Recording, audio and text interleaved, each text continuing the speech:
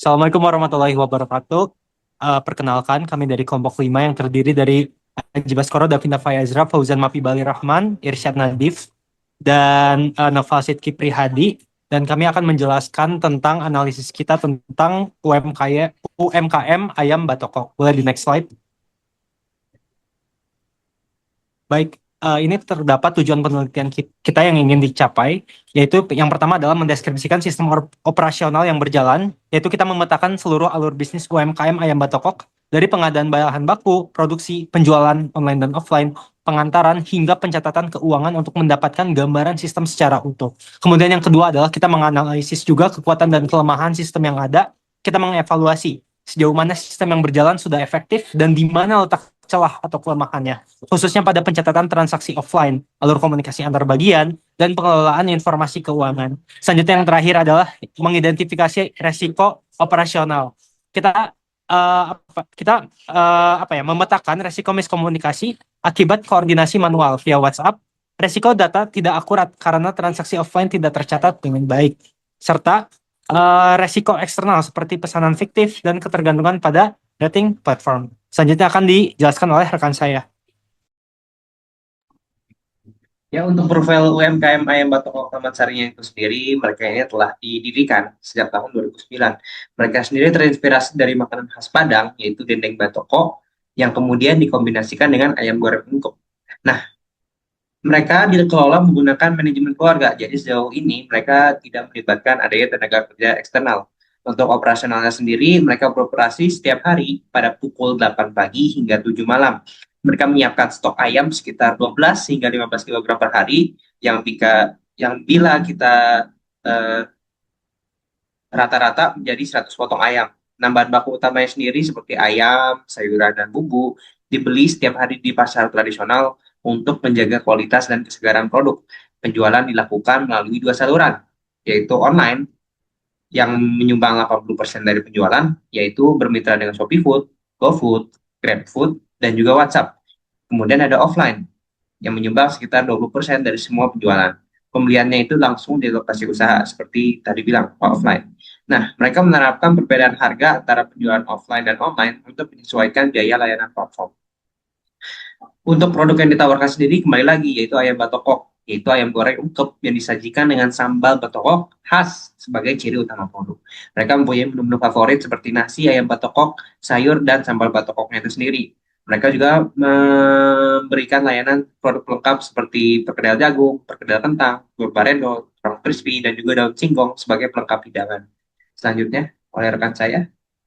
Nah, selanjutnya kita masuk ke aktivitas bisnis yang ada di UMKM Ayam Batokok ini. Yang pertama ada pengadaan bahan baku dan gudang. Nah, UMKM Ayam Batokok ini melakukan pemeriksaan stok bahan baku dan juga perlengkapan operasional. Nah, apabila stok tidak mencukupi, maka akan dilakukan pembelian bahan bakunya yang seperti tadi Noval sebutkan, ada ayam, cabai, bawang, dan juga daun singkong dari pasar tradisional. Nah, sementara kemasan dan perlengkapan tertentu itu kayak buat packingnya itu dibeli melalui marketplace kayak Tokopedia, Shopee, dan sebagainya untuk memperoleh harga yang lebih ekonomis. Yang kedua, kita itu masuk ke produksi. Nah, tadi setelah bahan bakunya ada, bahan baku yang telah tersedia ini akan dipersiapkan dan juga diolah menjadi produk siap jual. Ayam terus di sini juga ayam dimarinasi dan juga diungkap terlebih dahulu untuk menjaga cita rasa dan juga kualitas produk. Nah, seluruh proses produksi ini dilakukan oleh anggota keluarga yang merangkap berbagai fungsi operasional,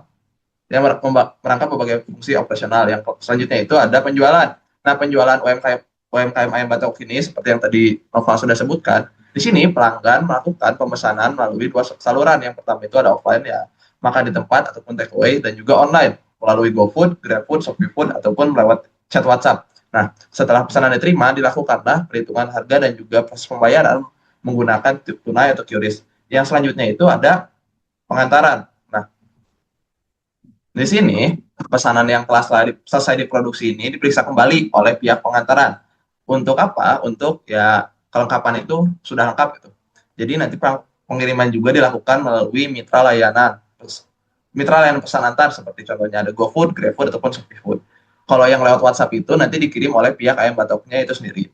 Yang terakhir itu ada pencatatan keuangan. Setelah pesanan masuk semua, nah akan masuk ke proses pencatatan. Di sini transaksi penjualan online itu dicatat secara digital melalui laporan atau settlement report yang dikirim oleh platform penjualan. Nah, di sini data tersebut juga digunakan untuk memantau pendapatan dan juga mengevaluasi kinerja usaha. Namun, transaksi offline ini masih belum tercatat secara formal. Nah, selanjutnya ini kita masuk ke bagian flowchart-nya. Di sini ada beberapa bagian ya. Yang pertama itu ada bagian gudang, ini ada bagian produksi, yang ini tuh ada bagian pengentaran, yang ini bagian pemesanan, ada bagian customer, dan juga yang di terakhir itu ada bagian keuangan. Nah, selanjutnya itu dilanjutkan oleh rekan saya. Baik, ini sekarang adalah kelebihan dan kekurangan sistem di flowchart. Yang pertama itu dari kelebihan sistem. Jadi ayam Batokok ini sudah cukup baik dalam memanfaatkan teknologi digital. Contohnya itu dalam kehadiran di GoFood, GrabFood, ShopeeFood, dan WhatsApp. Itu berhasil mendorong 80% penjualan dari kanal online. Dibandingkan dengan yang offline, ini sebuah pencapaian yang tidak kecil. Jadi untuk usaha yang dikelola oleh 3 orang. Alur kerja dari pengadaan hingga keuangan sudah terhubung dengan baik. Strategi pembelian bahan baku cukup efisien, dan kesadaran soal struktur biaya tercermin dari kebijakan perbedaan harga online dan offline. Lalu untuk kekurangan sistem itu, terdapat beberapa kelemahan yang perlu mendapat perhatian, terutama di transaksi offline dan WhatsApp yang tidak dicatat, sehingga laporan keuangan yang ada itu tidak mencerminkan kondisi usaha secara utuh.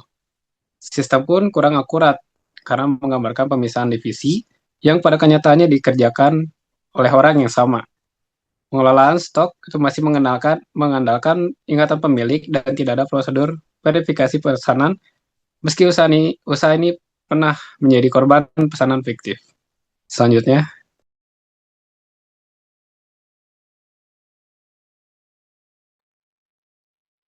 Oke, yang terakhir ini ada kesimpulan dan rekomendasi.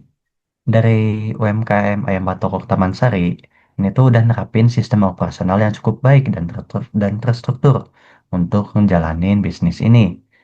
Dari pengelolaan bahan baku yang dilakukan setiap hari untuk menjaga kualitas dari produk yang dipasarkan, kemudian pemasarannya juga berbasis digital yang nunjukin kemampuan UMKM yang cukup adaptif dalam menghadapi tren yang meningkat dalam masyarakat. Tetapi ada beberapa saran yang dapat diterapkan untuk meningkatkan efektivitas dan efisiensi pengelolaan usaha. Yang pertama, ada pemanfaatan sistem informasi berbasis digital. Di sini tuh kita menilai bahwa yang sudah diterapkan ini tuh belum diterapkan secara optimal buat ngelakuin pencatatan transaksi ataupun penjualan yang dilakukan oleh unit usaha. Ini kalau kita terapkan secara optimal ini bisa ngurangin resiko kesalahan dan memudahkan UMKM untuk mencatat informasi, bukti transaksi, penyusunan laporan, dan lain-lain. Yang kedua, ada sistem informasi dan pencatatan yang terintegrasi. Di sini juga kami menilai bahwa yang telah dilakukan UMKM ini tuh kurang optimal dan mempunyai risiko kesalahan dan kehilangan yang tinggi. Oleh karena itu, diperlukannya integrasi sistem informasi dan pencatatan berbasis digital yang terintegrasi. Ini tuh biar meminimalisir risiko terjadinya kesalahan dan kehilangan informasi dan pencatatan. Yang terakhir, ada melakukan evaluasi dan pelatihan. Evaluasi operasional ini perlu diterapkan secara berkala untuk mengetahui apa saja hal yang perlu diperbaiki dan ditingkatkan dalam menjalani bisnis ini. Kemudian setelah dilakukannya evaluasi, perlu dilakukannya pelatihan terkait operasional agar meningkatkan standar operasional untuk menjaga kualitas dan meningkatkan keterampilan sumber daya dalam perjalanan usaha. Sekian dari kelompok kami. Wassalamualaikum warahmatullahi wabarakatuh.